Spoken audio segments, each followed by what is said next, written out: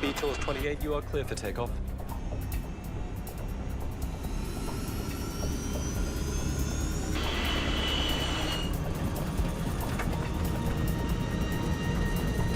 Knots. Stop!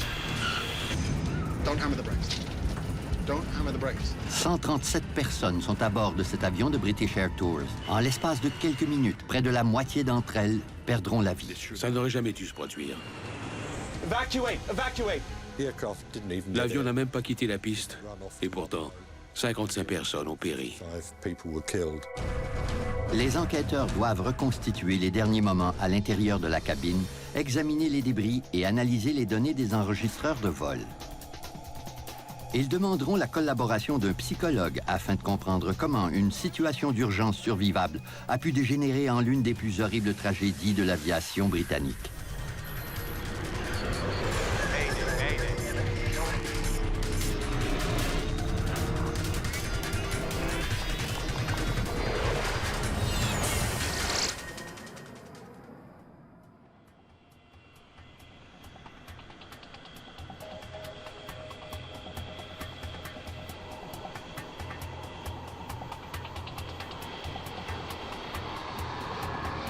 Peu avant 6 heures le matin du 22 août 1985,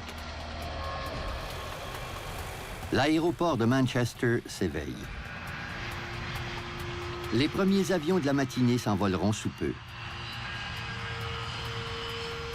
Le vol 28 de British Air Tours doit assurer la liaison entre Manchester et l'île grecque de Corfou, avec 131 passagers à son bord. British Air Tours, une division de British Airways, offre des vols à bas prix pour les destinations vacances. Lindsay Davies et son petit ami Charlie Tixon ont choisi la Grèce. All right, let's go. On était ensemble depuis 1 an. C'était notre premier voyage, tous les deux. Voilà pourquoi on était aussi excités. Le commandant Peter Terrington est responsable du vol. J'étais le commandant principal de formation de la flotte. Le copilote Brian Love est en formation avec Terrington. Il devait prendre les commandes au décollage et à l'atterrissage. Ça faisait partie de sa formation. All right, Captain? Yep. Briefing then, Brian. Airfield emergencies, you handling the aircraft. What are the 4 things you're going to stop for? Fire, failure, configuration warning, or you shouting stop. Okay. So you bring the thing to a stop, and I'll take over the aircraft and leave you to deal with the emergency. I'll liaise with ATC, okay? If you've talked about Si on vient de discuter de la marche à suivre en cas d'urgence, what you will do, then il est plus facile de se rappeler quoi faire et comment réagir si un problème survient. L'équipage pilote un Boeing 737.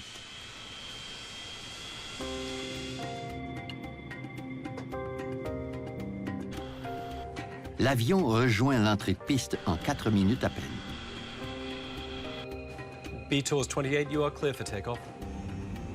Le 737 dispose de 3000 mètres pour atteindre la vitesse de décollage. Les moteurs tournent à plein régime. J'étais assise près du hublot et je regardais dehors. Tout allait bien, l'avion roulait vite. 80 knots. Check.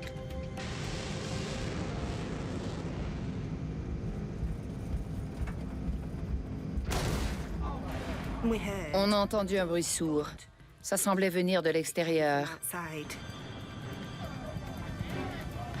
J'ai essayé de regarder ce qui se passait dehors, mais on ne voyait rien. Le commandant Terrington doit agir vite. Stop!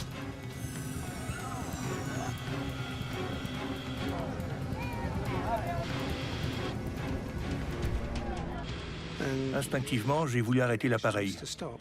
Il nous manquait quelques nœuds avant d'atteindre notre vitesse de décision. J'ai tout de suite ramené la manette des gaz et j'ai tiré sur celle d'inversion de poussée. Don't hammer the brakes. Don't hammer the brakes. I thought J'ai cru qu'un pneu avait éclaté et qu'on risquait d'endommager le train d'atterrissage en freinant trop brusquement. too strongly. Probably nothing. I wouldn't worry. Je me suis dit que c'était peut-être un pneu crevé. Je ne m'inquiétais pas trop à ce moment-là. Je me souciais plutôt des bagages à transporter et du changement d'avion qui nous attendait.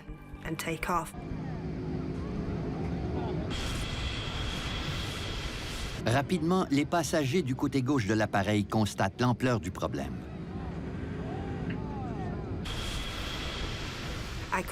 J'ai vu des flammes oranges s'échapper du moteur. À ce moment-là, j'ai compris que ce n'était pas un pneu crevé. Je me doutais que c'était bien plus grave que ça. Let me by. I'm not staying there. Je n'avais qu'une seule idée en tête, sortir de l'avion. J'étais paniquée. Je savais que le moteur était en feu et je voulais m'en éloigner. La fumée envahit la cabine. Please sit down. La sortie de secours la plus près se trouvait à l'arrière, mais je ne voulais pas y aller parce que la fumée provenait de là. J'ai décidé d'aller plutôt vers l'avant. J'ai dit à Charlie... Come on, we're going. Je me suis dirigée à l'avant de l'avion. Stop it. 28 Mike, we are abandoning takeoff. Looks like we've got a fire on number 1. Looks like there's a lot of fire. Thank you. Plane on fire, runway 24. De son siège, le commandant Harrington ne voit pas la gravité de l'incendie. Il demande conseil au contrôleur. Do we have to get the passengers off? I would do by the starboard side. Harrington décide de quitter la piste. Evacuate to the starboard side, please.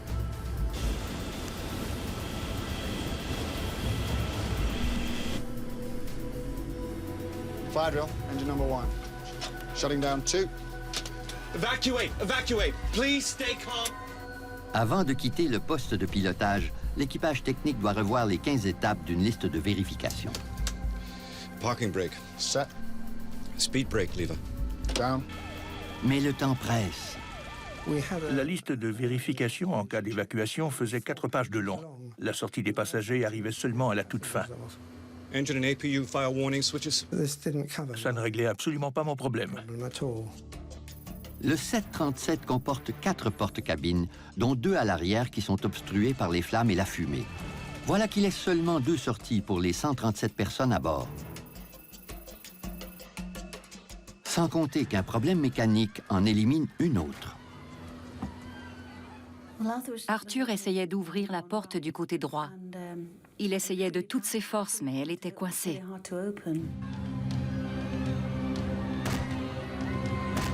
La fumée se répand à l'arrière de la cabine. Les passagers ont du mal à respirer. Ils se ruent vers l'avant.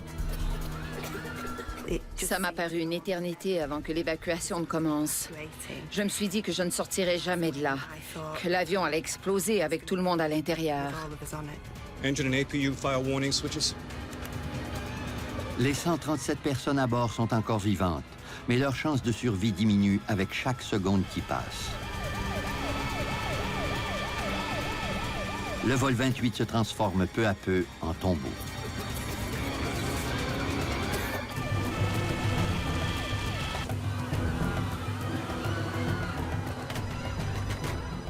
La porte coincée du côté droit ne laisse pas le choix à l'équipage. Ils doivent faire sortir les passagers du côté gauche de l'avion, ravagé par les flammes.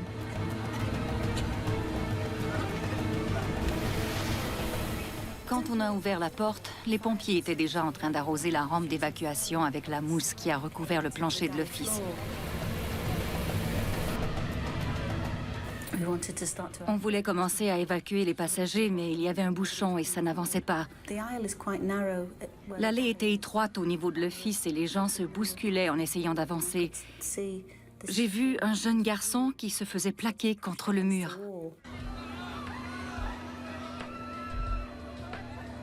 Il n'arrivait pas à sortir. J'ai tiré sur son t-shirt. Je me souviens qu'il était jaune. Et il a trébuché vers l'avant. Tout le monde l'a suivi. On les a fait glisser sur la rampe.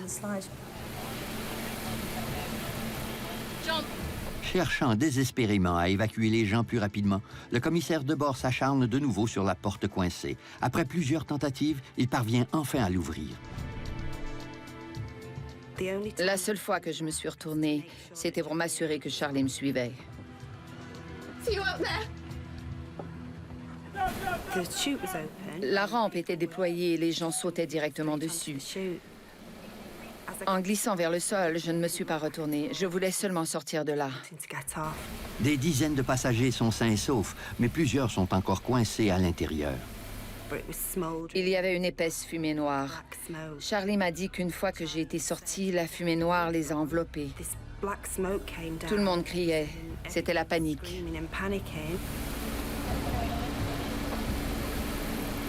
Il m'a dit les gens vont crever là-dedans. Standby power switch. Le commandant Peter Terrington et le copilote Brian Love sont toujours à bord de l'appareil en flammes. Ils n'ont pas encore complété toutes les étapes requises pour l'évacuation. 4 tonnes de carburant s'échappaient du réservoir d'aile. OK, go, Brian. Go, Brian.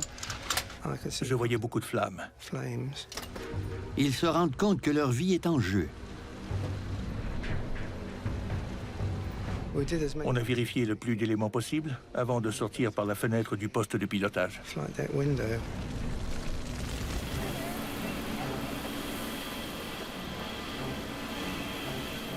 Il n'y a plus de passagers à la sortie.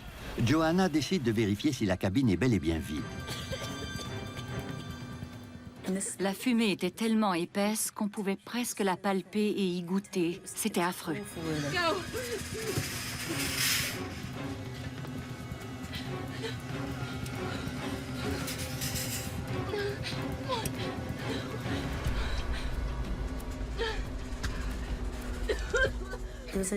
J'ai trouvé une fillette dans la cabine. Elle était complètement désorientée. On l'était tous, en fait. On ne savait pas ce qui se passait. Je l'ai emmenée jusqu'à la rampe et elle a glissé.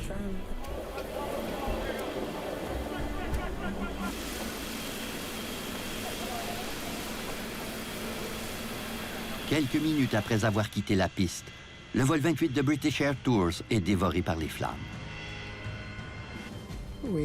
On est sorti du poste de pilotage qui était encore relativement intact. Et une fois au sol, on a vu une véritable épave. Ça s'est passé en quelques secondes.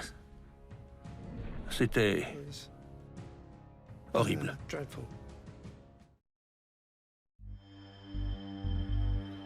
Moins de 10 minutes après la tentative de décollage du vol 28 de British Air Tours, 54 personnes sont mortes. Une autre mourra à l'hôpital. I couldn't breathe. I was virtually out the door. I couldn't breathe then.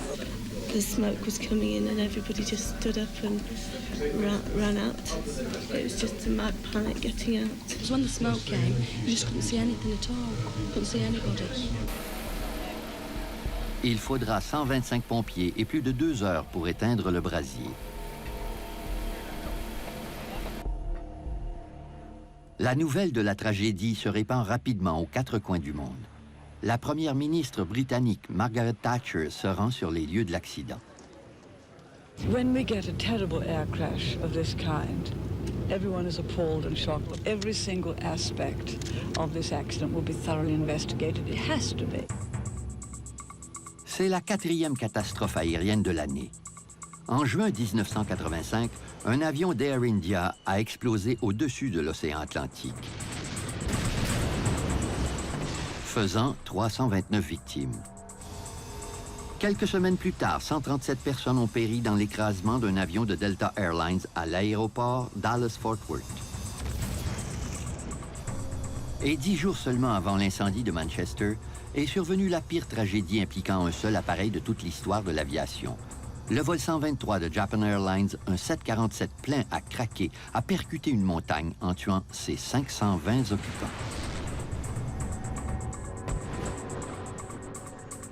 Le vol 28 de British Air Tours vient ajouter 55 victimes de plus à ce bilan dévastateur. Encore aujourd'hui, 1985 demeure l'année la plus meurtrière de l'histoire de l'aviation commerciale. À l'époque, l'inquiétude gagne les voyageurs. Le service britannique d'enquête sur les accidents aériens dépêche une équipe à Manchester pour tenter de découvrir ce qui a causé la catastrophe. Parmi eux se trouve Stephen Moss, responsable de l'inspection des moteurs de l'avion. Ça n'aurait jamais dû se produire. L'avion n'a jamais décollé. Il n'a même pas quitté la piste et pourtant, 55 personnes ont péri. Chris Prothero fait lui aussi partie de l'équipe. Il se concentre sur l'incendie.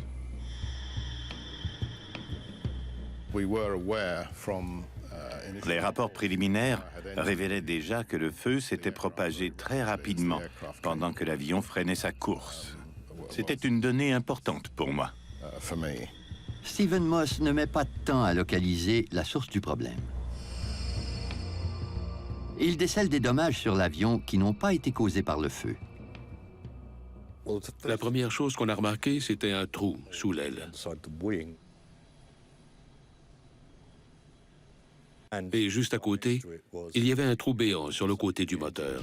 Il y avait certainement un lien entre les deux.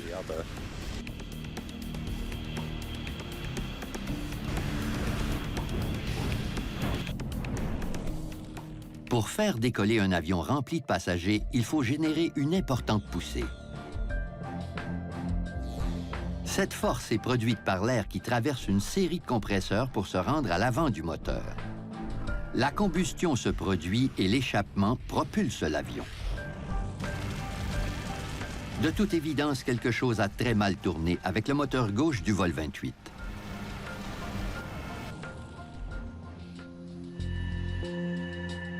Les enquêteurs sont à l'affût d'indices sur la piste et dans la cabine, dans l'espoir de découvrir ce qui a causé la mort de tant d'innocentes victimes.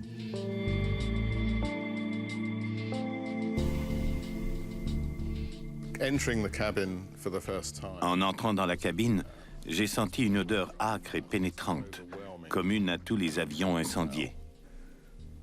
Du plastique brûlé, du carburant et le contenu calciné des compartiments à bagages étaient éparpillés sur les sièges et dans l'allée. C'était un spectacle de désolation. L'état lamentable de la cabine est révélateur. Sa partie supérieure est complètement carbonisée, tandis qu'elle est relativement intacte près du sol. C'était la preuve qu'il n'y avait pas eu d'embrasement généralisé. Un embrasement généralisé se produit dans un espace clos quand les matériaux combustibles deviennent chauds au point de s'enflammer en réduisant tout en cendres.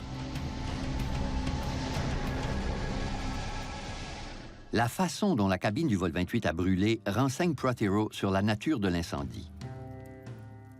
Le revêtement des sièges et les instructions d'évacuation d'urgence, qui sont en papier plastifié, étaient intacts. Si on les avait essuyés, personne n'aurait deviné qu'ils provenaient d'un avion incendié. La chaleur avait lourdement endommagé la partie supérieure du fuselage, ce qui ne concordait pas avec un embrasement généralisé.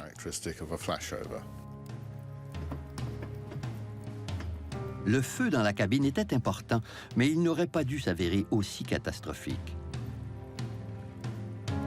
Les enquêteurs se posent deux questions. Pourquoi tant de personnes ont péri et quelle est la cause de l'incendie?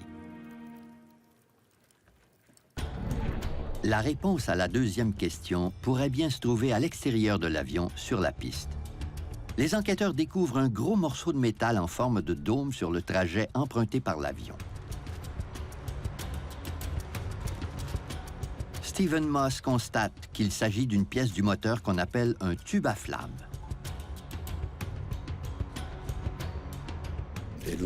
Le tube à flamme s'était détaché de la chambre à combustion. La chambre de combustion des turboréacteurs du 737 compte 9 tubes à flamme.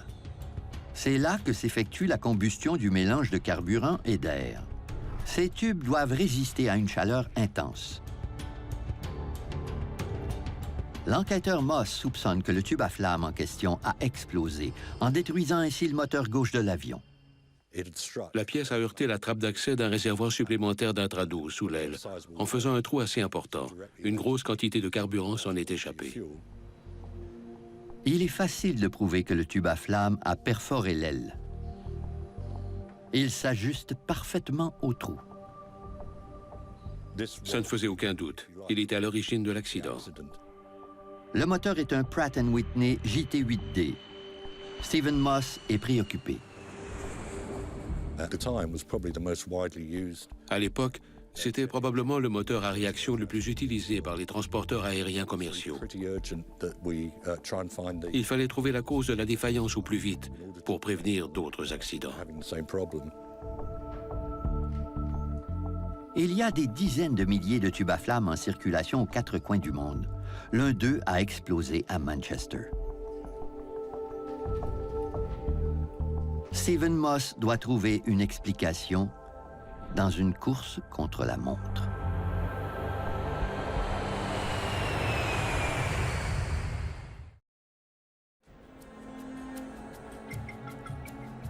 En enquêtant sur l'incendie meurtrier du vol 28 de British Air Tours, les inspecteurs vérifient le carnet de maintenance de l'avion. Ils découvrent que le tube à flammes défectueux avait déjà été réparé.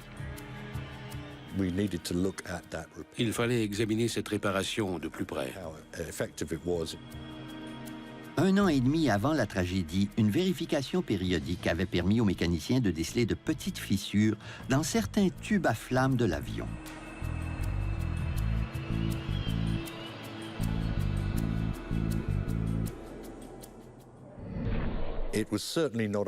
Ce n'est pas rare de trouver des fissures de fatigue dans les tubes. Ils sont exposés à des températures très élevées. Les manuels suggèrent plusieurs méthodes pour réparer ces fissures.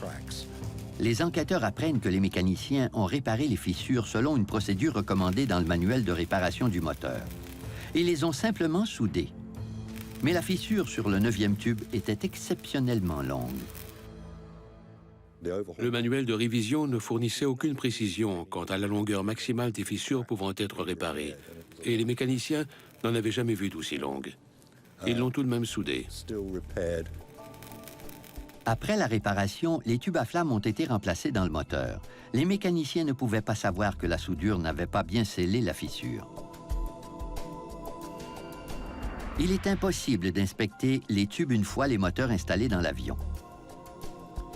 Après cette réparation, il y a eu 11 rapports d'accélération lente au sujet du moteur qui explosera à Manchester. Un tube à flammes endommagé pourrait fort bien être à l'origine de ce problème. Mais le guide de dépannage des mécaniciens de Manchester ne le mentionne pas dans la liste des causes possibles. Pratt & Whitney propose d'autres méthodes pour régler le problème d'accélération. Ça ne les a pas inquiétés. Ils avaient déjà constaté le même problème, sans jamais avoir eu de conséquences sérieuses. Les mécaniciens de Manchester ont donc procédé à des réglages mineurs pour réparer le régime ralenti de l'avion. L'appareil est demeuré en service. L'enregistreur de conversation de poste de pilotage révèle que l'équipage du vol 28 était au courant du problème d'accélération. Slow acceleration on number 1 engine day before yesterday. I was on the flight, yes, sir. Engineer signed off on it. Une inscription au livre de bord laisse croire au commandant Harrington que le problème a été réglé. Un commentaire sur la lenteur de l'accélération du moteur lors de l'avant-dernier vol figurait dans le livre de bord, mais ça me semblait pas grave. Les ingénieurs avaient fait leur travail et l'avion avait volé la veille sans problème. Mais la mise au point du régime ralenti n'a pas réglé le véritable problème du moteur, soit le tube à flammes fissuré. Le point de rupture a été atteint sur le vol 28. Stopping. 28 Mike, we are abandoning takeoff. Si la compagnie aérienne avait inspecté les tubes à flammes, je suis convaincu qu'ils auraient vu le problème. Les enquêteurs connaissent maintenant la cause de la tragédie de Manchester. La soudure de la fissure sur le tube à flammes numéro 9 a cédé alors que le vol 28 accélérait sur la piste de décollage. L'extrémité avant du tube a été éjectée du moteur en perçant un trou sous l'aile gauche. Une importante fuite de carburant s'est déversée sur le moteur endommagé, ce qui a allumé l'incendie. Les incendies moteurs ne sont pas rares. Le fuselage d'un 737 est isolé avec un produit ignifuge qui protège la cabine. Les enquêteurs ne comprennent toujours pas comment les flammes à l'extérieur ont pu se propager aussi rapidement à l'intérieur de l'appareil. L'inspecteur Chris Protero découvre une partie de la réponse en examinant les photographies de l'avion qui s'élance sur la piste. Les photos montraient clairement que le feu était entré dans une phase très dynamique au moment où l'avion gagnait de la vitesse sur la piste. C'est ce qui a causé ces flammes spectaculaires, un peu comme une gigantesque torche qui suivait l'appareil. Une photo de presse prise le jour de l'accident permet à Chris Protero d'avancer une nouvelle hypothèse. Les photos de l'avion qui ont paru dans le journal montraient que les inverseurs de poussée du côté gauche étaient déployés. En regardant cette photo, on a l'impression que les inverseurs de poussée ont effectivement enflammé le fuselage.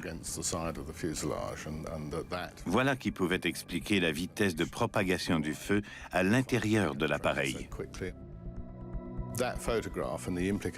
Cette photo a eu d'importantes répercussions. Il y a plusieurs façons d'immobiliser un avion commercial en phase d'accélération. D'abord avec les freins. Une autre méthode consiste à se servir des inverseurs de poussée.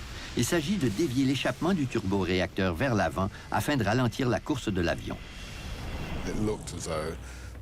Les inverseurs de poussée semblaient avoir fait jaillir des flammes directement sur le côté gauche de l'avion, directement sur la partie arrière du fuselage.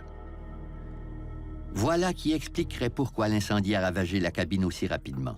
Le commandant Harrington aurait-il aggravé la situation en voulant immobiliser son avion? Les inverseurs de poussée du moteur du vol 28 ont-ils vraiment agi comme une torche? L'inspecteur de l'AAIB, Chris Protero, a deux bonnes raisons d'en douter. D'abord, le jet du réacteur se dirige toujours vers la partie supérieure du fuselage, près du sommet de l'avion. Mais dans ce cas-ci, l'ouverture se trouvait plutôt sur la partie inférieure du fuselage. Et ce n'est pas tout. Au moment où les pilotes ont déployé les inverseurs de poussée, le moteur gauche avait déjà explosé. S'il avait agi comme une torche, le moteur aurait nécessité un échappement considérable. On a fait des calculs pour confirmer que la poussée résiduelle du moteur n'était pas suffisante pour avoir eu un tel effet. C'est ce qui a démontré que les inverseurs de poussée n'étaient pas responsables de la violence de l'incendie. De toute évidence, ce ne sont pas les inverseurs de poussée qui ont causé la propagation foudroyante des flammes. Chris Protero examine attentivement les données dont il dispose. Après avoir consulté les bulletins météo du jour de l'accident, il trouve une explication plausible.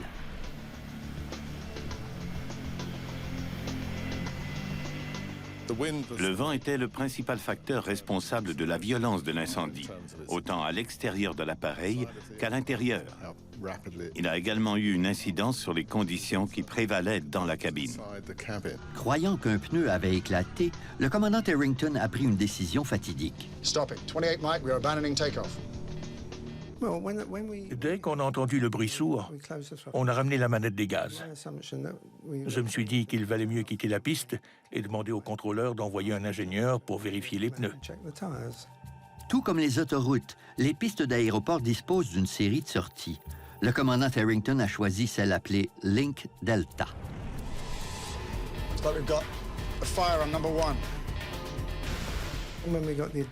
Quand l'alarme d'incendie s'est déclenchée, mon cerveau était déjà programmé pour l'arrêt de l'appareil.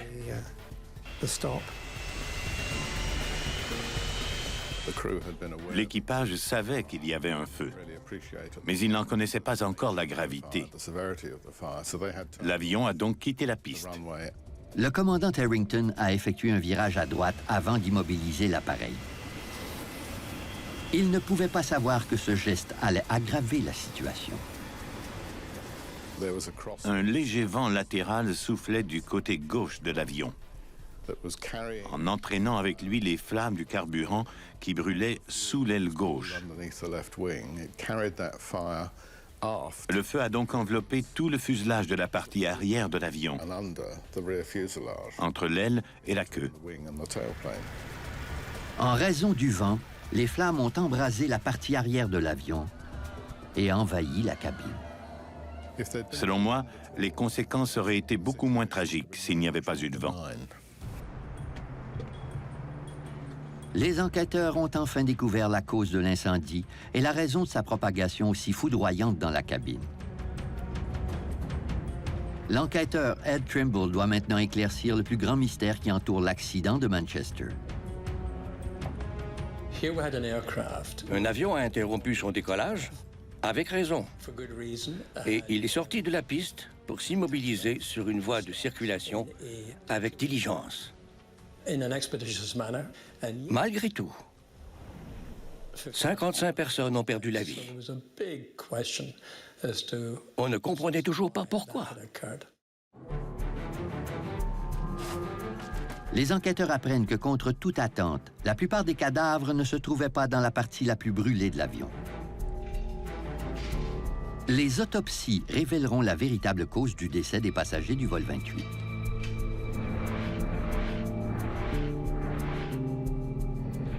Seulement 6 des 54 victimes retrouvées dans la cabine ont subi de graves brûlures. Les autres sont décédés des suites de l'inhalation de fumée. La fumée dans la cabine était particulièrement meurtrière. Les survivants racontent aux enquêteurs qu'elle était insoutenable. La fumée était très noire et on pouvait pratiquement y toucher. C'était très étrange. Ils nous ont dit que la sensation était terrible. Après une seule inspiration de cette fumée, ils se sentaient déjà très mal. Ils savaient qu'ils ne pourraient pas survivre à une ou deux autres bouffées.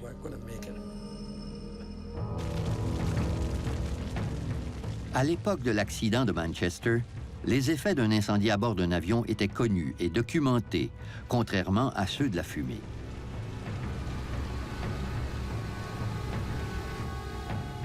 Afin de comprendre pourquoi cette fumée était aussi toxique, Ed Trimble décide de simuler un feu identique à celui du vol 28. On voulait produire non seulement les mêmes gaz, mais un niveau de menace aussi élevé. La fumée qui a envahi l'avion provenait des différents matériaux qui brûlaient dans la cabine, comme la mousse des sièges, la laine des tapis et le plastique des compartiments à bagages qui dégageaient tous des vapeurs toxiques. Ces conditions ont été recréées en faisant brûler les mêmes matières. Ed Trimble découvre que les passagers du vol 28 ont inhalé une fumée qui contenait un cocktail meurtrier de gaz toxiques, avec une concentration élevée de monoxyde de carbone et d'acide cyanhydrique. L'enquêteur doit maintenant découvrir comment protéger les passagers aériens de ces dangereuses émanations.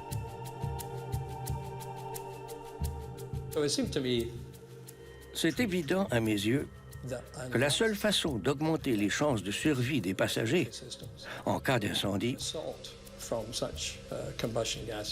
consiste à empêcher ces gaz de combustion de pénétrer dans leur appareil respiratoire.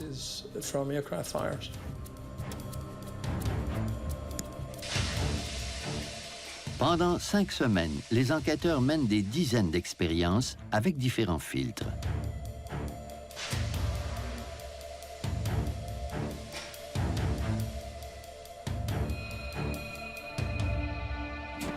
Après avoir brûlé près d'un quart de tonne de matériel pour recréer les conditions de la cabine en fumée, leur conclusion est troublante. Il aurait été possible de sauver davantage de vies. Je suis profondément convaincu que les chances de survie des passagers sont considérablement plus grandes s'ils portent des cagoules anti-fumée quand la cabine est envahie de gaz de combustion. Le vol 28 de British Air Tours disposait de cagoules anti-fumée pour les membres de l'équipage. Elles n'ont pas servi. L'expérience d'Ed Trimble montre que l'usage de telles cagoules aurait pu sauver la vie des passagers. Il y avait 2 types de cagoules disponibles, avec filtre et avec masque à oxygène, qui offrent une excellente protection aux passagers en cas d'incendie.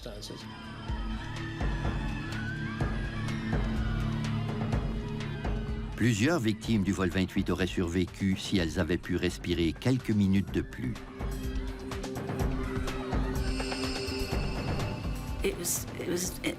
Ça s'est passé extrêmement vite. Quelques minutes à peine après l'arrêt de l'avion, tout était fini. L'évacuation complète d'un Boeing 737 est censée se faire en moins de 2 minutes. En théorie, davantage de passagers du vol 28 auraient dû réussir à sortir de l'avion.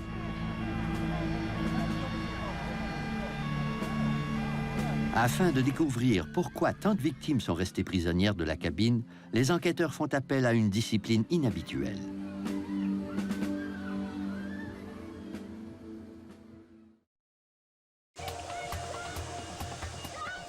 Conformément à la loi, un constructeur doit prouver que son avion peut être évacué rapidement en toute sécurité.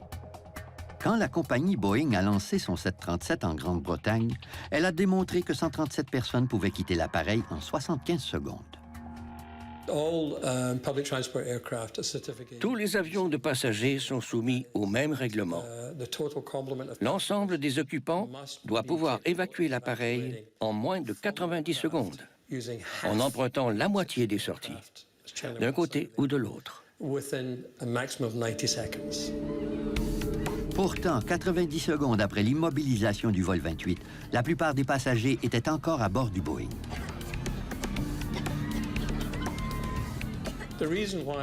À Manchester, l'évacuation ne s'est pas exécutée en 90 secondes parce que les conditions d'évacuation d'un avion en feu sont bien différentes de celles accordant la certification. Lorsqu'on pratique une évacuation en vue d'obtenir une certification, les conditions sont idéales, sans fumée qui réduit la vision et sans passagers blessés. La cabine du vol 28 s'est remplie d'une épaisse fumée noire en quelques minutes. Dès que la fumée a envahi l'arrière de la cabine et a poursuivi sa course vers l'avant, la panique s'est emparée des passagers qui en ressentaient déjà les effets dévastateurs. Ils nous ont raconté qu'une seule bouffée de cette fumée suffisait à donner l'impression que leurs poumons se durcissaient comme de la roche. On peut comprendre qu'ils souhaitaient y échapper le plus vite possible. C'est ce qu'ils ont fait en grimpant par-dessus les sièges et les autres passagers. En moins de 5 minutes, un accident censé être survivable s'est transformé en tragédie meurtrière. Afin d'éviter la répétition d'une telle catastrophe, on s'intéresse à l'aspect du comportement humain. Helen Muir est psychologue et experte de la question de la configuration des avions ayant un impact sur les chances de survie. On lui confie le mandat d'étudier le comportement des passagers du vol 28 dans l'espoir d'expliquer le nombre aussi élevé de victimes. Il fallait apprendre comment configurer l'intérieur de la cabine de façon à faciliter l'évacuation malgré un comportement que je qualifierais de dysfonctionnel généralisé. Il ne faut pas négliger l'urgence que ressentent les passagers à sortir de l'avion. Helen Muir reconstitue la cabine du vol 28 qu'elle remplit ensuite de volontaires. Afin qu'ils se comportent vraiment comme si l'avion était en feu, elle offre de l'argent à ceux qui sortiront les premiers. La scène était surréaliste. Les gens passaient par-dessus les sièges et se bousculaient sans retenue. Quand les survivants de l'accident de Manchester ont vu les images, ils ont confirmé que ça s'était bel et bien passé comme ça.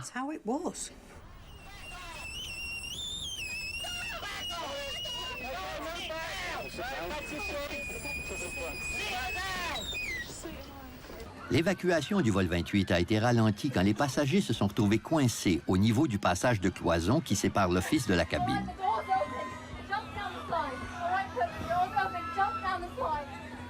Les enquêteurs constatent que la configuration du Boeing 737 est responsable de cette congestion. Le passage de cloison ne fait que 56 cm de large, ce qui ne laisse passer qu'une seule personne à la fois. Ils voulaient savoir quelle était la largeur minimale nécessaire pour éviter que les gens ne se retrouvent coincés. On a tenté de recréer le plus fidèlement possible les circonstances de l'accident de Manchester, pour ensuite varier la configuration de la cabine en analysant quels changements amélioreraient la situation. L'expérience de la psychologue montre que l'étroitesse du passage de cloison créait un bouchon que les agents de bord devaient constamment dégager. Élargir le passage à 76 cm permettrait d'accélérer le déplacement des passagers. Après avoir répété l'expérience à plusieurs reprises, on a conclu que l'élargissement de l'ouverture de 56 à 76 cm se traduisait par une évacuation beaucoup plus rapide, tout en réduisant les risques de trébucher et de tomber. Grâce au travail d'Ellen Muir, la recommandation d'élargir l'ouverture entre les cloisons à 76 cm a été émise, tout comme celle d'installer des réglettes d'éclairage pour guider les passagers vers la sortie quand la fumée est aveuglante.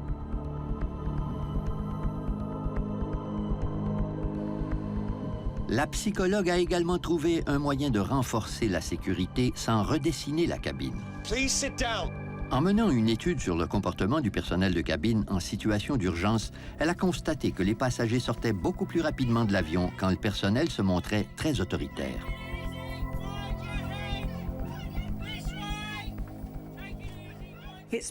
On veut éviter que les passagers prennent leurs propres décisions.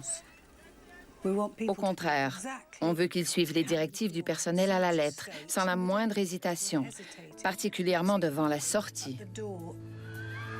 Les conclusions d'Ellen Muir incitent les fabricants à revoir la configuration des cabines pour les rendre plus sécuritaires. Mais l'usage d'un dispositif de sécurité demeure controversé, les cagoules anti-fumée. Head Trimble est fermement convaincu qu'elle devrait être obligatoire sur tous les vols commerciaux. Sans l'ombre d'un doute. Ellen Muir est sceptique. Après avoir étudié l'effet des cagoules anti-fumée sur le comportement des passagers, elle craint qu'elles ne ralentissent le processus d'évacuation. On ne dispose que d'une minute et demie ou deux pour faire sortir tous les occupants. Il ne faut surtout pas ralentir leur évacuation en leur faisant revêtir un équipement compliqué. Chaque seconde compte. Voilà la leçon la plus importante qui se dégage de la catastrophe du vol 28 de British Air Tours. Tous les experts s'accordent pour dire que 90 secondes après le premier signe d'incendie, les chances de survie à l'intérieur d'un avion sont nulles. Les passagers du vol 28 ont perdu un temps précieux en raison de l'obstruction de la porte droite de l'appareil. Les enquêteurs ont découvert que le mécanisme de la rampe s'était déployé trop rapidement en empêchant la porte de s'ouvrir. Un défaut de fabrication était à l'origine du problème. Si la porte s'ouvrait trop rapidement, le couvercle du système de rampe se coinçait. Après l'accident de Manchester, Boeing a immédiatement revu ce mécanisme pour éviter que ça ne se reproduise. Mais les recommandations du service britannique d'enquête sur les accidents aériens n'ont pas été appliquées assez rapidement pour sauver d'autres vies 6 ans plus tard. En 1991, un Boeing 737 a heurté un autre avion sur une piste de l'aéroport de Los Angeles avant de prendre feu. Plusieurs des 22 victimes sont mortes asphyxiées sans atteindre la sortie. Par contre, en 2005, l'écrasement d'un avion d'Air France à Toronto montre combien les choses ont changé.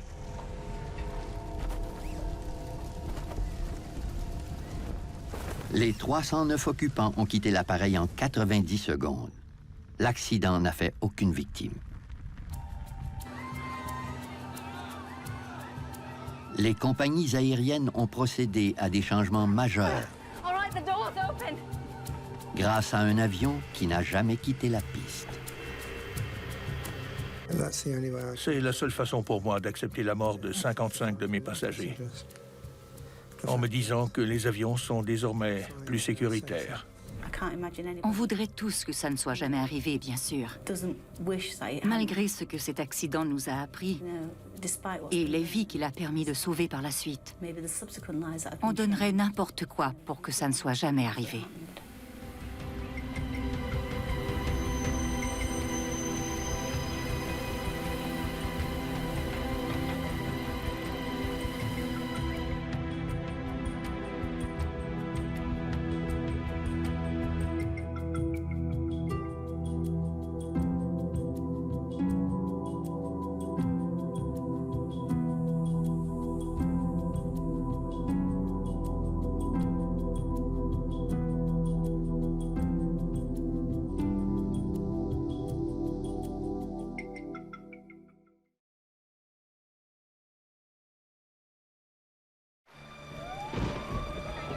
Aux yeux des enquêteurs qui cherchent la cause de l'écrasement d'un avion, la boîte noire joue souvent un rôle fondamental.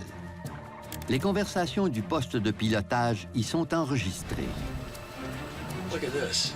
Where's Charlie at? Révélant des informations cruciales aux enquêteurs. Damn, it's starting to rain. Northwest 255, runway 3 center, clear for takeoff.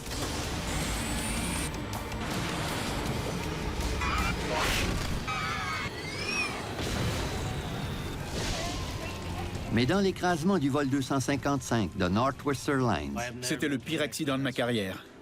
Ce n'est pas ce que les enquêteurs entendent sur la bande sonore, TCI was on set. mais ce qu'ils n'entendent pas, It's checked. qui leur révèle des faits troublants.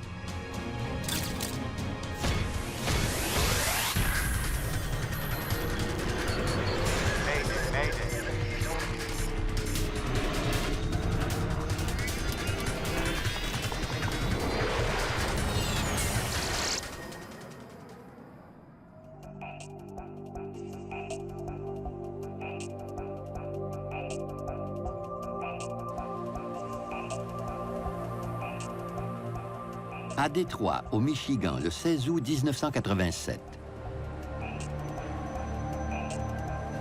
Il est 20 heures et la chaleur est accablante.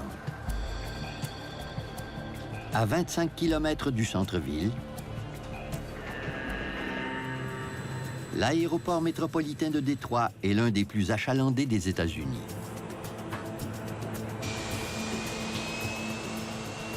Chaque jour, plus de 1100 avions empruntent ces 4 pistes. Aujourd'hui, le vol 255 de Northwest Airlines à destination de Phoenix, en Arizona, est du nombre. Le commandant John Mouse est responsable du vol. Natif de Las Vegas et âgé de 57 ans, Mouse est un pilote chevronné.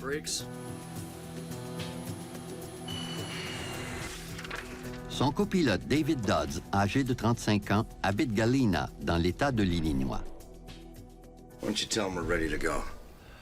Les deux hommes ont plusieurs années d'expérience sur les avions de type MD-80, qu'on appelle aussi les Super 80. Ce sont des DC-9 améliorés. Le MD-80 était plus long et ses moteurs étaient plus puissants. Il pouvait transporter davantage de passagers. Il était donc plus rentable pour les compagnies aériennes.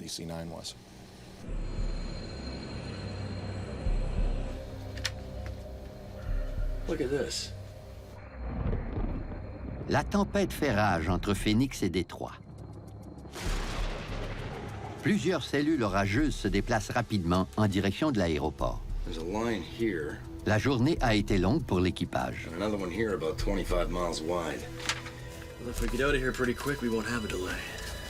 Ils ont volé de Minneapolis au Minnesota à Saginaw dans le Michigan avant d'atterrir à Détroit. Phoenix est leur dernière escale avant Santa Ana, Californie.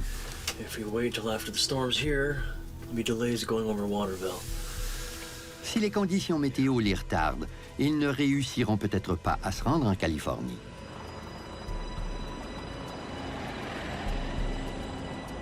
Let's get out of here before it starts raining. Les 149 passagers sont aussi impatients de décoller.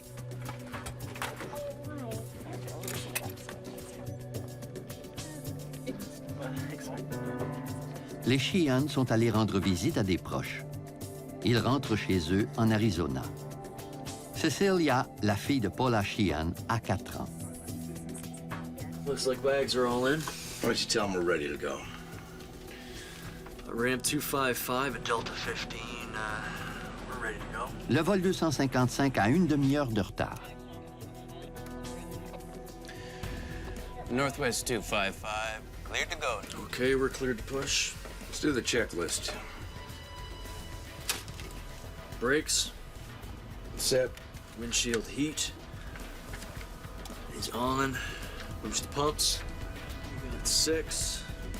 Cabin pressure controller, checked. Auxiliary hydraulic pumps and pressure, on and checked. Damn. It's starting to rain. Ils devront décoller rapidement s'ils veulent éviter l'orage. They're all on. before start checklist is complete. Le vol 255 se dirige vers sa piste. Northwest 255. Mais à cause de la pluie, Northwest 255, now exit at Charlie Runway 3 Center. le contrôleur au sol leur assigne une nouvelle piste à la dernière minute.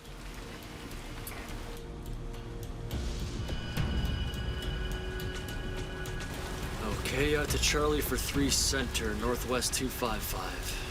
Charlie for 3 Center, right. Okay.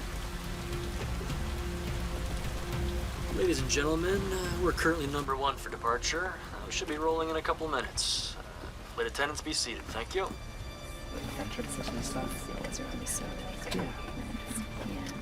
Blacker than hell out there. Where's Charlie at? Quand il rejoint la nouvelle piste, le vol 255 a 45 minutes de retard. Northwest 255, runway 3 Center, clear for takeoff. En l'espace de 17 secondes, 65 000 kilos d'êtres humains et de tôle filent à vive allure sur la piste 3C.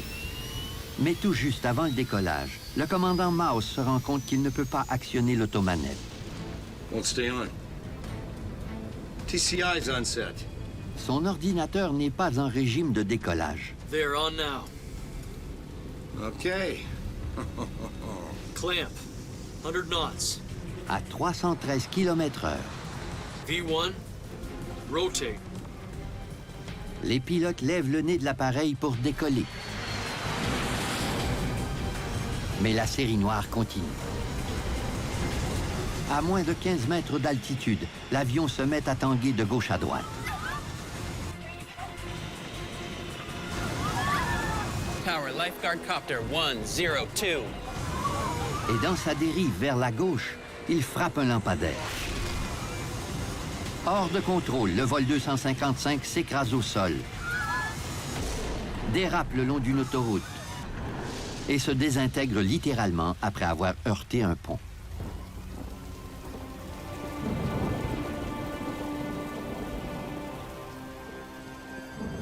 Le répartiteur nous a appelé un dimanche soir pluvieux. Il nous a dit qu'un avion venait de s'écraser. L'atmosphère de la caserne a changé instantanément. Un collègue m'a regardé et il m'a dit « J'espère qu'il n'était pas trop gros ».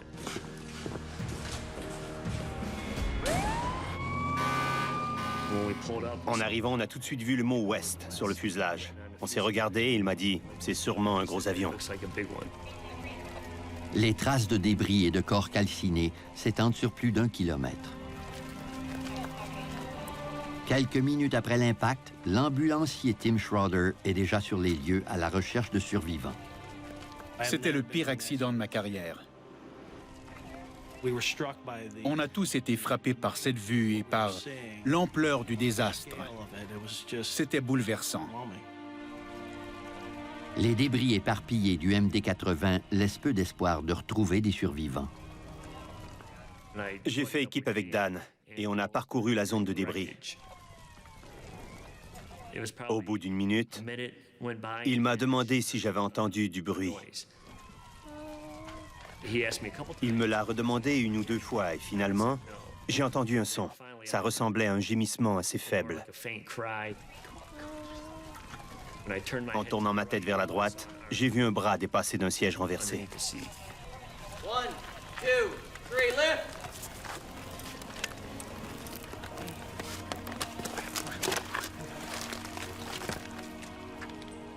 Elle était couverte de sang et de suie. Miraculeusement, Cecilia Sheehan, âgée de 4 ans, a survécu à la catastrophe. Mais elle est gravement blessée. Tim Schroeder la transporte à l'hôpital. We have a 4-year-old girl found alive in the wreckage. She has a very weak pulse. Cecilia n'est peut-être pas la seule survivante. Les sauveteurs inspectent le site de l'écrasement durant des heures. Mais ils ne découvriront aucun autre survivant. On a recouvert tout ce qui ressemblait à un corps ou à un vestige humain d'une couverture jaune. Vers la fin, on voyait une mer de couverture jaune. Northwest Airlines said 154 passengers and crew aboard the plane died in the crash. Le commandant Mouse et le copilote Dodds ont été tués, tout comme 2 autres victimes dont les voitures ont été fauchées par l'avion en détresse. Il s'agit du 2e écrasement d'avion le plus mortel de l'histoire de l'aviation civile des États-Unis.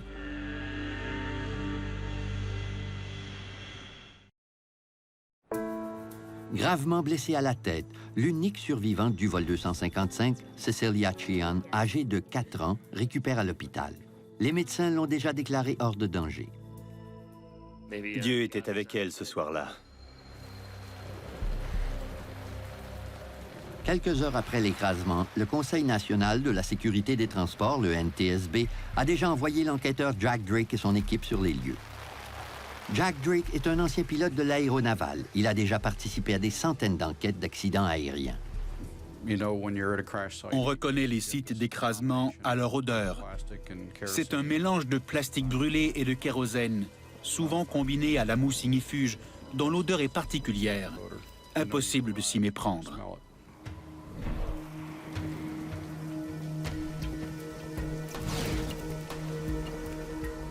À peu de choses près, Drake et son équipe traitent les sites d'écrasement comme les lieux d'un crime. Les enquêteurs examinent chaque morceau de débris avant de découvrir les causes du désastre.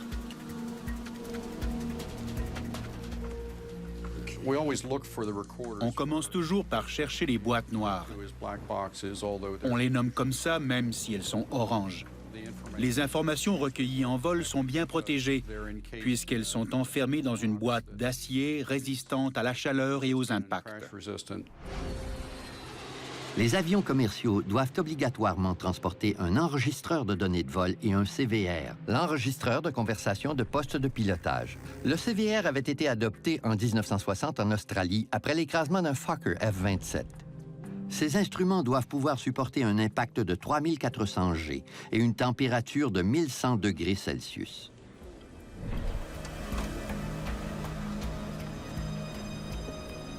Le CVR est intact, mais l'enregistreur de données de vol a subi des dommages. Leur contenu représente peut-être l'unique chance de succès des enquêteurs. Les 2 boîtes noires sont donc expédiées au laboratoire du NTSB à Washington, D.C.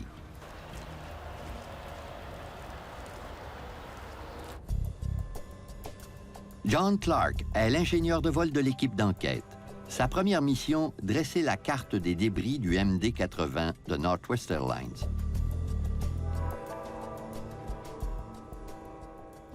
Quand j'ai vu les débris, mon cerveau s'est mis au travail. Je voulais découvrir où il s'était écrasé et comment c'était arrivé. L'important, ce n'est pas l'endroit où une carcasse d'avion s'arrête, mais bien le lieu d'impact, ses premiers centimètres de terrain ravagé. John Clark cherche des cicatrices dans la croûte terrestre et d'autres traces d'impact. Il interroge aussi des témoins afin de découvrir où et comment l'avion s'est écrasé. On tente d'obtenir une image des derniers instants de l'appareil et de son comportement au moment de l'impact. Petit à petit, l'ingénieur reconstitue les derniers moments du vol 255. Selon les témoins, après le décollage, il n'a pas pu grimper et a maintenu un cabré prononcé. B1. Rotate. L'assiette de cabré prononcée pourrait indiquer que l'avion n'avait pas assez de puissance pour s'arracher du sol, qu'il manquait de vitesse ou que des vents violents l'ont empêché de décoller. Si Jack Drake et son équipe veulent résoudre ce mystère, ils devront apprendre ce qui s'est passé durant les dernières secondes du vol du MD-80. Les meilleures preuves étaient probablement stockées dans l'enregistreur de données de vol. L'instrument ne tient pas compte de la météo, il s'occupe strictement des paramètres de l'avion. Essentiellement, il observe la performance d'un aéronef seconde par seconde et même au quart de seconde pour certains paramètres. Mais les techniciens du NTSB ne parviennent pas à récupérer toutes les informations de l'enregistreur endommagé. Ils le renvoient au fabricant dans l'espoir qu'il pourra retrouver les données manquantes. En attendant des nouvelles à propos de l'enregistreur de bord, Jack Drake se demande si la météo aurait pu jouer un rôle dans l'écrasement. Une certaine activité convective formée surtout d'averses orageuses avait traversé cette zone. Il nous fallait analyser son impact possible sur l'accident.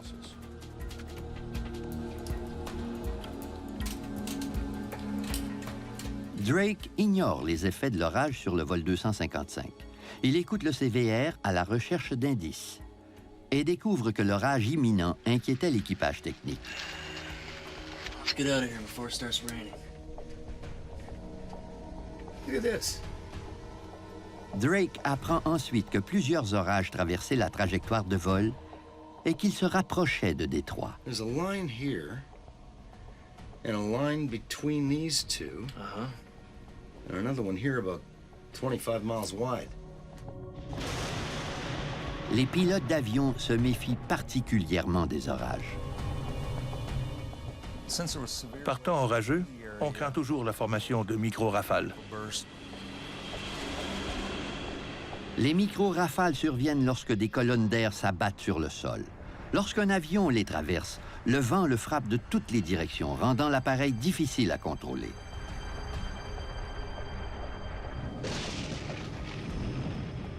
Les micro-rafales sont souvent accompagnés de vents très variables et aussi de vents verticaux qui pourraient littéralement pousser l'avion jusqu'au sol.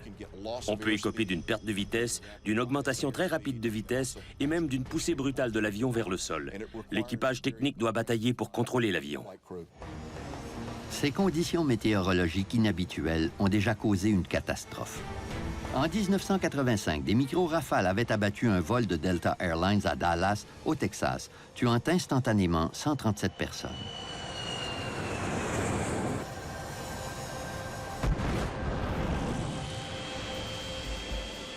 À l'époque de l'accident de Détroit, les aéroports ne disposaient d'aucun instrument capable de détecter les micro-rafales. Les pilotes devaient se fier au rapport des autres équipages techniques. L'enquêteur Drake apprend que 27 minutes avant le décollage du MD-80, le commandant Mouse et le copilote Dodds avaient reçu un tel avertissement. Ground, this is 722. You just had a microburst out here. The dust just exploded down there. La traversée d'une violente micro-rafale aurait très bien pu provoquer l'écrasement de leur avion. Les images satellites prises au moment de l'écrasement et les données météo des capteurs de l'aéroport indiquent qu'il y avait bien des orages à proximité de l'aéroport, mais ne signalent aucune micro-rafale à l'horizon.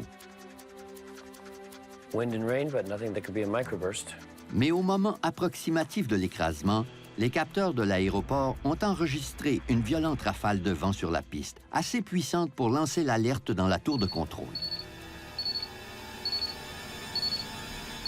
John Drake découvre que le vol 255 n'avait pas encore décollé au moment de l'alerte. Le vent ne pouvait donc pas être responsable de son écrasement. Les enquêteurs découvriront que ces vents ont eu un énorme impact sur le plan de vol du commandant Mouse. Le plan de vol initial du MD-80 de Northwest Airlines prévoyait qu'il décollerait de la piste 21 gauche. Mais le vent a changé brusquement de direction et le contrôle sol a dirigé le vol 255 vers la piste 3C, la plus courte des 3 pistes disponibles. Northwest 255, now exit at Charlie Runway 3 Center.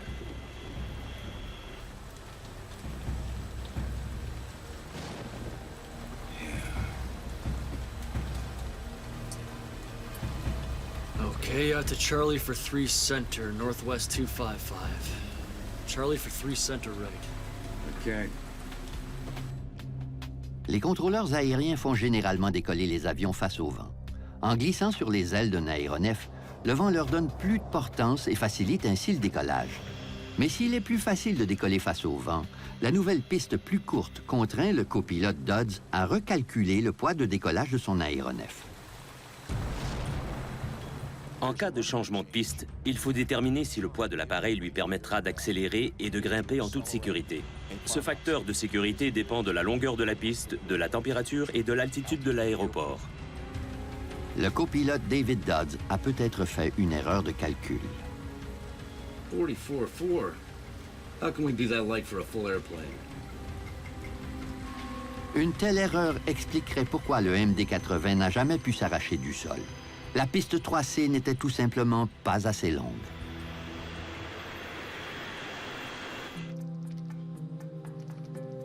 En recalculant le poids moyen des passagers et des bagages embarqués, l'équipe du NTSB confirme les calculs du copilote. Les 65 340 kilos du vol 255 étaient bien en deçà de la limite permise de la piste 3C. Il aurait dû décoller sans problème. L'enquête de Jack Drake aboutit encore à un cul-de-sac et l'équipe du NTSB risque la panne sèche. En attendant que les techniciens décodent la boîte noire endommagée, le NTSB devra se contenter des preuves recueillies sur les lieux de l'écrasement. Mais après avoir examiné le pylône de commande du poste de pilotage, les enquêteurs doivent considérer une cause presque inimaginable. Is this the way it was found?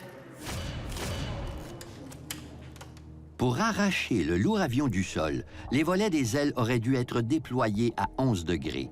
Mais l'état de la manette de volet indique qu'ils étaient probablement rétractés lorsque le MD-80 s'est écrasé. La tige avait laissé une marque. Au moment où un avion s'immobilise brutalement, cette manette est secouée dans son socle, provoquant un frottement de métal accentué par la force de l'impact.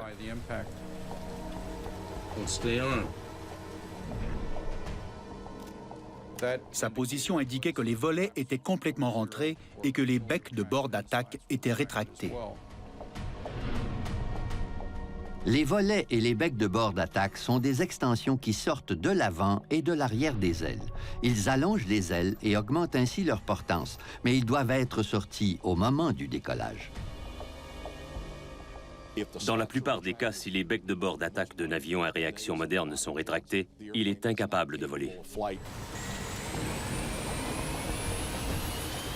Si les deux pilotes ont tenté de décoller avec des becs de bord d'attaque rétractés, ils ont commis une bévue de première classe. B1, rotate. Mais une pilote dont l'avion était en position sur la piste derrière le MD-80 affirme que ses becs de bord d'attaque étaient déployés. And you're sure the flaps were extended?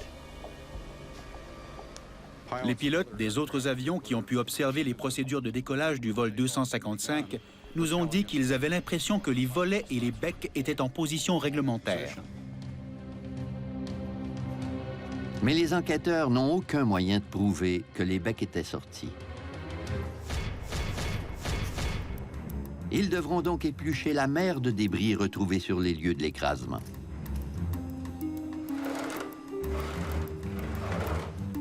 Finalement, les enquêteurs découvrent les preuves nécessaires dans une section de l'aile gauche du MD-80. Chaque composante du système de bec a son propre système d'entraînement, et l'un d'entre eux avait été coupé par l'impact du lampadaire sur l'aile gauche. Une section d'aile de 5,5 mètres avait été arrachée.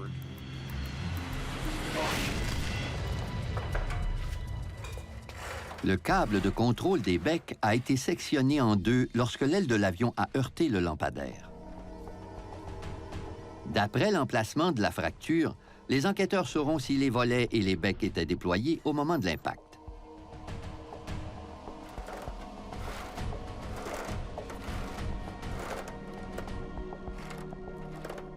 Deux câbles avaient été coupés. En rapprochant les deux bouts sectionnés, on a clairement vu que les becs étaient complètement rétractés. Il semble de plus en plus évident que les pilotes n'ont jamais déployé les volets. Mais l'enregistreur de données de vol endommagées demeure l'unique moyen de prouver cette hypothèse. Par miracle, les techniciens ont pu recouvrer toutes les données et ainsi dresser un portrait numérique du comportement du MD-80 de Northwest Airlines du décollage jusqu'à l'écrasement. Je savais qu'on obtiendrait les données nécessaires si nos experts parvenaient à récupérer celles de la boîte noire endommagée. Ensemble, les deux boîtes noires nous procurent l'historique qui nous permet d'analyser correctement les débris ou preuves matérielles. Comme prévu, l'enregistreur de données de vol confirme l'hypothèse de l'équipe d'enquête.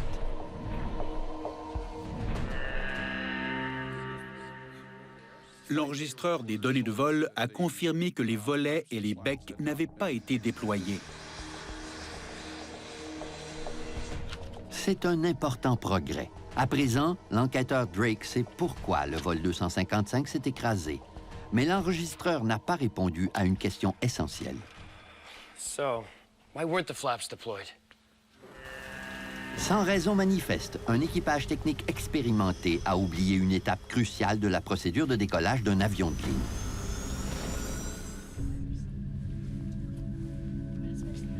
Deux mois après l'écrasement du vol 255 de Northwest Airlines, l'unique survivante de la catastrophe, la petite Cecilia Sheehan, quitte enfin l'hôpital. On ne sait toujours pas pourquoi la fillette a survécu. C'était une très petite fille, sanglée dans un siège trop gros pour elle. Et pourtant, elle a survécu. Elle a eu beaucoup de chance. Jack Drake veut savoir ce qui a causé la mort de ses proches et celle des autres victimes. Et le CVR lui est d'une aide précieuse. En écoutant l'enregistrement, il apprend que le changement de piste inattendu a semé la confusion dans le poste de pilotage. Lorsqu'il a commencé à circuler, Blacker than hell out there. Northwest 255, now exit at Charlie Runway 3 Center. de nouveaux incidents sont survenus, avec un potentiel de distraction important. Did he say 3 center? 3 center, yeah. That's why I was thinking we had to go that way. I was thinking 2-1. Ils avaient viré du mauvais côté et ils ont dû s'embrouiller parce qu'ils devaient changer de piste. Where's Charlie at? Right at the end of this ramp. I think Charlie was... No, it is Charlie. You sure? I think so. Les pilotes se sont perdus en roulant vers la piste 3C.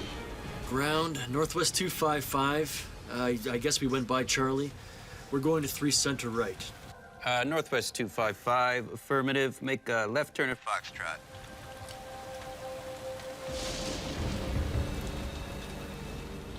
Lorsqu'ils arrivent enfin à la piste de décollage, l'avion a déjà pris 45 minutes de retard. Ladies and gentlemen, we're currently number 1 for departure. Should be rolling in a couple of minutes. Flight attendants be seated, thank you.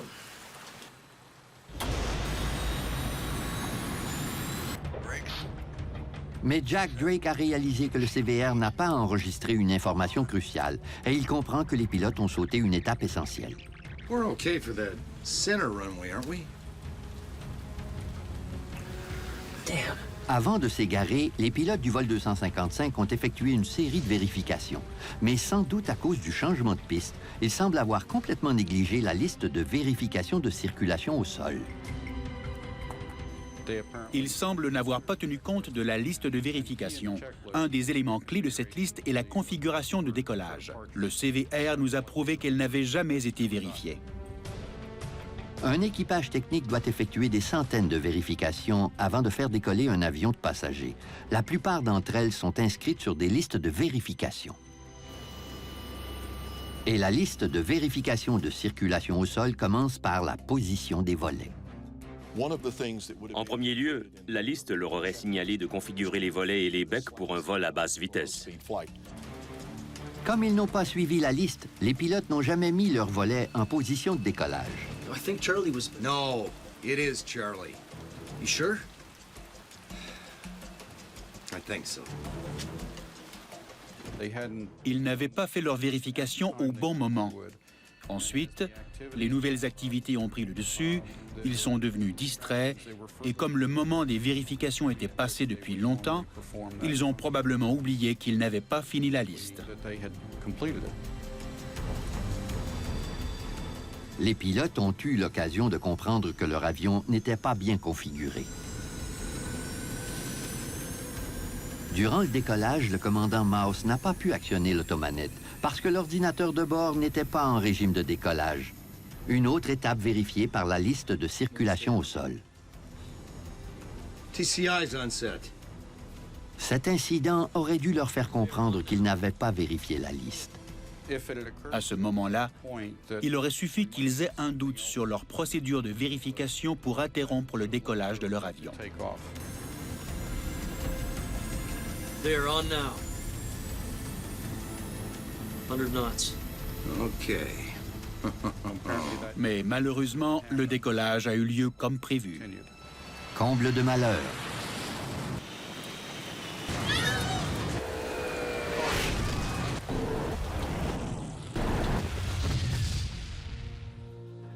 Une alarme aurait dû retentir au moment où les pilotes tentaient de décoller avec des volets rétractés. Mais pour une raison encore inconnue, aucun signal d'alerte n'a été enregistré par le CVR.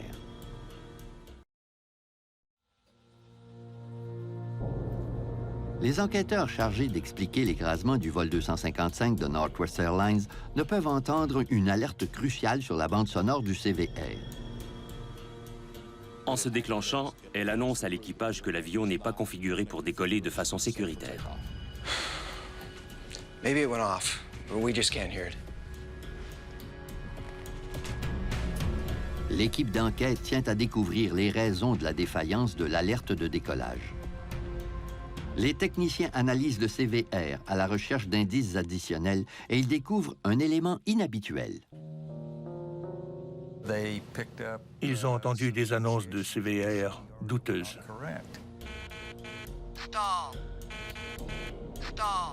Cette alerte avertit l'équipage du décrochage imminent de l'avion.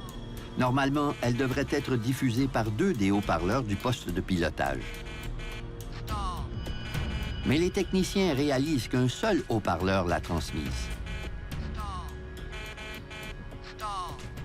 Au moment du décollage, une alerte de décrochage a retenti. Ce signal d'alarme a un son particulier car il provient de 2 haut-parleurs. Cette double énonciation a été prévue afin de créer une redondance, mais pendant le vol 255, elle était absente. On a entendu une seule annonce.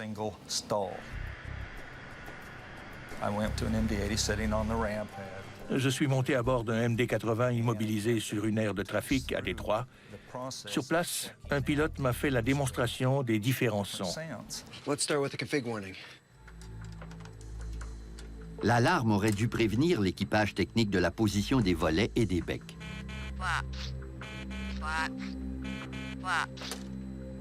Can we get the stall warning to sound? Stall all. Stall all. Il a actionné le poussoir d'essai du système d'alerte qui a clairement annoncé le décrochage. Le son de la voix gauche est différent de celui de la voix droite, mais ce n'est pas ce que John Clark a entendu sur l'enregistrement du CVR du vol 255. Can you make it sound like this? Stall. Stall. Pour obtenir un décrochage sans écho, il fallait qu'il enlève le courant d'un côté ou de l'autre. Il l'a fait en faisant déclencher le disjoncteur P40. Les disjoncteurs sont des interrupteurs électriques qui protègent les circuits des dommages causés par les surcharges. Le disjoncteur P40 est un élément important de cette enquête, car il gouvernait l'alerte de configuration de décollage et l'alerte de décrochage. Le plus surprenant, c'est que le pilote m'a dit « Je sais que certains le font. Pas moi, naturellement, mais je peux vous montrer comment. » Il s'est baissé, il a allongé le bras derrière son siège et il a déclenché le disjoncteur P40 sans regarder. Ensuite, il a actionné l'alerte de décrochage et on a entendu un seul décrochage. Stall. Stall. C'est un indice crucial.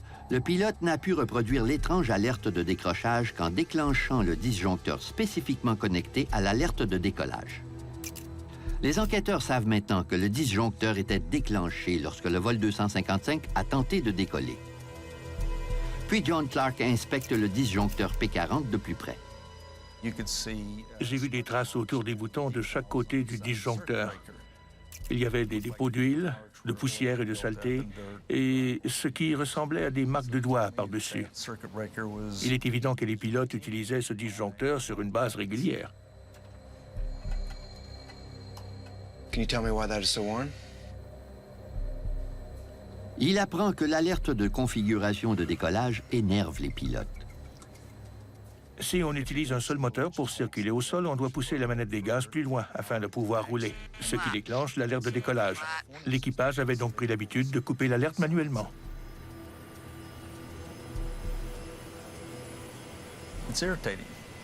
Les alarmes sont agaçantes. C'est voulu. Elles doivent nous prévenir d'un danger. « Mais si elles retentissent constamment, elles finissent par nous énerver. Par conséquent, les pilotes leur coupaient le sifflet.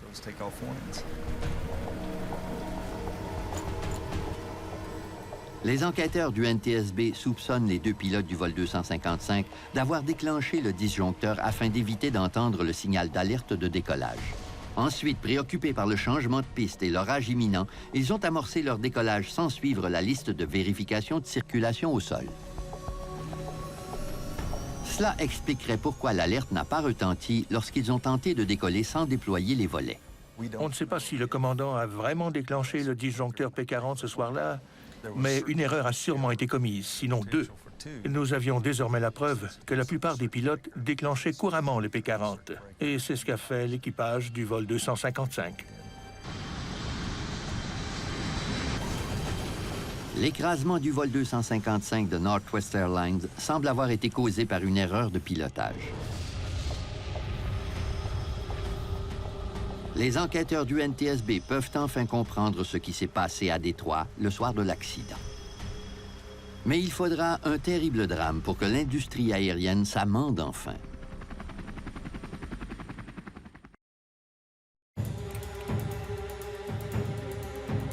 Les enquêteurs de Jack Drake ont découvert les causes de l'écrasement du vol 255, mais ils ne sont pas parvenus à éviter un deuxième accident. Un an plus tard, à Dallas, le vol 1141 de Delta Airlines tente de décoller sans déployer ses volets. Les enquêteurs chargés d'analyser l'écrasement du vol 255 sont estomaqués. Environ un an plus tard, j'ai été très frustré d'apprendre que les pilotes d'une autre ligne aérienne avaient fait la même chose avec un autre type d'aéronef. L'enquête sur l'accident du vol 1141 de Delta allait dévoiler les faiblesses importantes des listes de vérification que les pilotes de l'aviation commerciale étaient censés suivre. L'écrasement des deux vols des lignes aériennes Northwest et Delta a causé la mort de 170 personnes, pour des raisons étrangement semblables. Dans les deux cas, la charge de travail du poste de pilotage avait augmenté. Look at this. Northwest 255, now exited Charlie Runway 3. If we get out of here pretty quick, we won't have a delay. Auto land. Et dans les deux cas, les pilotes avaient oublié des éléments cruciaux de la liste de vérification. D'ordinaire, un équipage technique effectue fidèlement sa liste de vérification. Tous les pilotes l'ont fait des centaines de fois. Brakes, windshield heat is on, cabin pressure controller is checked. Les pilotes se sont écartés de la procédure normale de décollage. Ils ont oublié certaines choses. Pour prévenir toute nouvelle catastrophe, les autorités de l'aviation civile se tournent vers un organisme gouvernemental qui connaît l'importance des procédures claires. 4, 3, 2, 1. La NASA. So they're in there, ready to go. Jack Drake et son équipe veulent que la NASA les aide à dresser des listes de vérification qui réduiront les possibilités d'omission. Asaf Degani est un des chercheurs scientifiques de l'organisme américain. Après le deuxième accident, il s'est chargé du projet d'amélioration des vérifications de décollage des équipages techniques. On a tenté de retracer les recherches qui avaient été faites sur la validité des listes ou des procédures normales, mais on n'a rien trouvé. Dans les circonstances, le chercheur a dû repartir de zéro, mais il avait des dizaines de listes de vérification à étudier. La plupart des listes du vol 255 étaient imprimées sur une seule carte. Cette carte signalait les tâches que les pilotes devaient effectuer, mais ne leur fournissait aucun moyen de noter qu'une tâche avait été exécutée. À l'époque de l'écrasement du MD-80, plusieurs types de listes de vérification mécanique étaient encore utilisées. L'armée de l'air favorisait la liste par défilement. Après avoir vérifié un élément, le pilote faisait défiler la liste jusqu'au prochain. Le système d'American Airlines permettait aux pilotes de pousser une languette de plastique au-dessus des éléments vérifiés. Seuls les éléments non vérifiés demeuraient visibles. Degani tente de découvrir comment les pilotes utilisent les listes de vérification afin de minimiser les risques d'erreur. Il s'assoit dans le poste de pilotage de 42 équipages techniques et les observe attentivement. Puis il tire sa conclusion finale. De nombreuses listes sont mal conçues. Une liste de vérification a un rythme qui lui est propre. Il faut éviter de la suivre de façon incohérente. Les vérifications doivent se dérouler de façon logique et suivie, et surtout pas au hasard des événements. Le chercheur découvre un problème encore plus grave. Lorsque les pilotes sont interrompus en cours de vérification, ils oublient parfois où ils en étaient. Transponder. Checked. And on. Dans bien des cas, un pilote va commencer la liste A, B, C, D, E. Puis, la tour de contrôle prend contact. Il doit répondre. Northwest 255, now exit at Charlie Runway 3 Center. Il reprend ensuite sa liste, mais il a sauté un élément par inadvertance. Il termine donc sa liste en assumant que tout a été vérifié. Les autorités aériennes craignaient énormément ce genre d'oubli. Pour s'assurer qu'aucune étape n'est omise, les lignes aériennes recommandent à leurs pilotes de recommencer une liste de vérification de zéro après une interruption. Encore une fois, Asaf Degani découvre une irrégularité.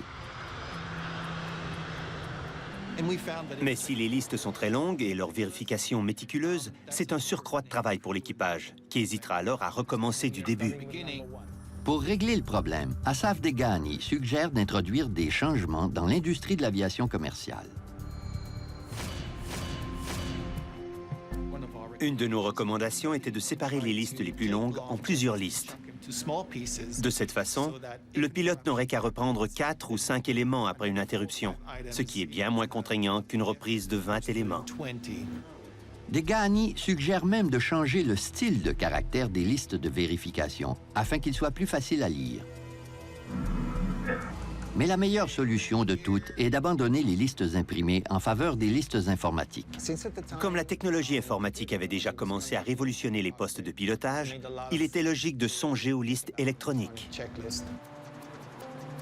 Aujourd'hui, Asaf Degani et son équipe évaluent des listes intelligentes qui gardent les éléments déjà vérifiés en mémoire. Ces listes indiquent visuellement au pilote où il en est rendu et parfois vérifient même si la tâche a été correctement effectuée. Les listes électroniques vous montrent les éléments qui ont été vérifiés, mais aussi ceux qui ne l'ont pas été. Petit à petit, ces listes électroniques sont intégrées au poste de pilotage de tous les avions commerciaux. Grâce à elles, un accident comme celui du vol 255 de Northwest Airlines risque peu de se reproduire. La FAA a également ordonné que les systèmes d'alerte de tous les avions de ligne soient modifiés pour prévenir les alarmes inutiles. Le design de l'alerte de décollage a été repensé de façon à ne pas retentir, à moins que l'avion ne soit en train de décoller. En 26 ans de carrière, l'enquêteur du NTSB, Jack Drake, a étudié des centaines d'accidents aériens. Mais l'écrasement du vol 255 lui a appris une leçon importante. C'est un exemple parmi des milliers d'autres qui prouvent combien il est important de suivre les listes de vérification et de compléter la configuration de l'appareil avant chaque décollage. Ça fait maintenant partie de la formation des pilotes des lignes aériennes du monde entier.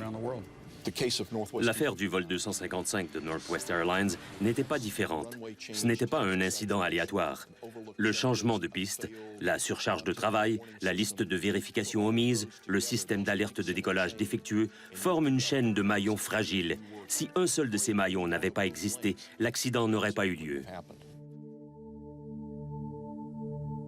Le public se souvient encore du vol 255 à cause de son unique survivante, la petite Cecilia Sheehan. En public, elle n'a jamais parlé de la mort de sa famille. Mais elle n'a pas oublié ceux qui l'ont sauvée. Elle est pleine de vie. Dans nos conversations, elle parle surtout de son mari, de leurs vacances, des sports. Mais elle m'a dit qu'un jour, elle finirait peut-être par parler au monde de Cecilia Sheehan.